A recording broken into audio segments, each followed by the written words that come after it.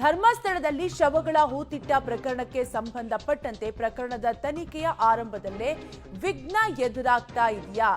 4ರಲ್ಲಿ 2 IPS ಅಧಿಕಾರಿಗಳು ತನಿಖೆಯಿಂದ ಹಿಂದಕ್ಕೆ ಸರಿದಿದ್ದಾರಾ?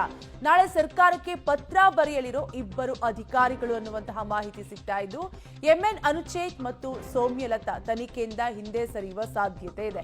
SIT ತಂಡದಿಂದ ಕೈ ಬಿಡುವಂತೆ ಸರ್ಕಾರದಿಂದ ಮನವಿಯನ್ನ ಮಾಡಲಾಗುತ್ತೆ. ಧರ್ಮಸ್ಥಳದಲ್ಲಿ ಶವಗಳ ಹೂತಿಟ್ಟ ಪ್ರಕರಣಕ್ಕೆ ಸಂಬಂಧಪಟ್ಟಂತೆ ಪ್ರಕರಣದ ತನಿಖೆಯ ಆರಂಭದಲ್ಲೇ ವಿಘ್ನ ಎದುರಾಗ್ತಾ ಇದೆಯಾ? ಯಾಕಂದ್ರೆ 4ರಲ್ಲಿ 2 IPS ಅಧಿಕಾರಿಗಳು ತನಿಖೆಯಿಂದ ಹಿಂದಕ್ಕೆ ಸರಿಯುತ್ತಿದ್ದಾರೋ ಅನ್ನುವಂತಹ ಪ್ರಶ್ನೆ ಕೂಡ ಮೂಡ್ತಾ ಇದೆ.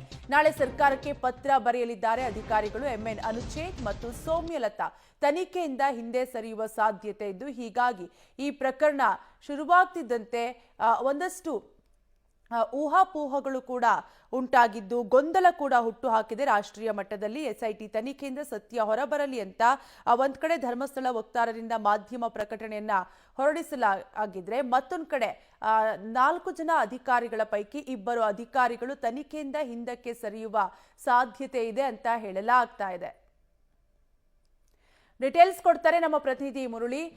ಮುರಳಿ, ಧರ್ಮಸ್ಥಳದಲ್ಲಿ ಶವಗಳನ್ನ ಹೂತಿಟ್ಟ ಪ್ರಕರಣಕ್ಕೆ ಸಂಬಂಧಪಟ್ಟಂತೆ ಪ್ರಕರಣದ ತನಿಖೆಯ ಆರಂಭದಲ್ಲೇ ವಿಘ್ನ ಎದುರಾಗ್ತಾ ಇದೆಯಾ, ಹೇಗೆ ಅಂತ?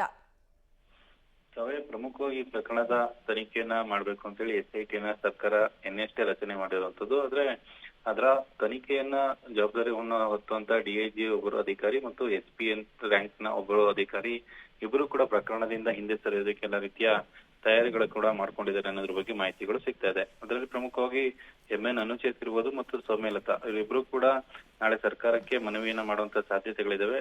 ಬಹುತೇಕ ನಾಳೆ ಸರ್ಕಾರಕ್ಕೆ ಮನವಿ ಮಾಡಿ ನಮ್ಮನ್ನ ಈ ಪ್ರಕರಣದಿಂದ ಕೈ ಬಿಡಬೇಕು ಮತ್ತು SIT ತಂಡದಲ್ಲಿ ನಾವು ಇರೋದಿಲ್ಲ ಅಂತ ಹೇಳಿ ಹೇಳುವಂತ ಸಾಧ್ಯತೆಗಳು ಕೂಡ ಅತಿ ಹೆಚ್ಚಾಗಿದೆ. ಬಹುತೇಕ ನಾಳೆ ಏನಾದ್ರೂ ಆ ರೀತಿ ಆಯ್ತು ಅಂದ್ರೆ ಇನ್ನೊಂದಷ್ಟು ಡೆವಲಪ್ಮೆಂಟ್ ಗಳಾಗುವಂತ ಸಾಧ್ಯತೆಗಳಿದಾವೆ, ಅಥವಾ ಬೇರೊಬ್ಬ ಅಧಿಕಾರಿಗಳಿಗೆ ತನಿಖೆಯನ್ನ ಮಾಡ್ಲಿಕ್ಕೆ ಒಂದು ಸೂಚನೆಯನ್ನು ಕೂಡ ಸರ್ಕಾರ ಕೊಡುವಂತ ಸಾಧ್ಯತೆಗಳಿರುವಂತದ್ದು. ಕಾವ್ಯ, ಥ್ಯಾಂಕ್ ಯು ಮುರಳೀಧರ್ ಡೀಟೇಲ್ಸ್ಗಾಗಿ.